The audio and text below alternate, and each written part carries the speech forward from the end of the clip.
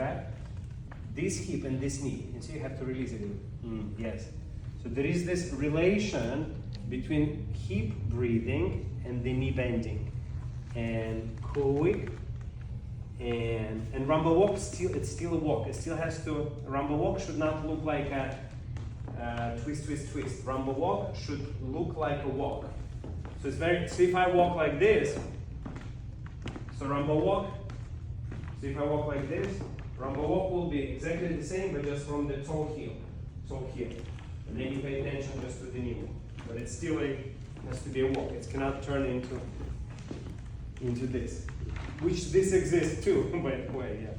Got it? But first you have to get the flow. So number one for you to learn, it's knee relaxation with you softening your knee with the relaxation of your hip. Yes. And you see now you have this knee leading the foot. Walk. And walk. So feel just as you walk just how the knee is relaxing. Feel that, enjoy the bendingness of the knee. Walk.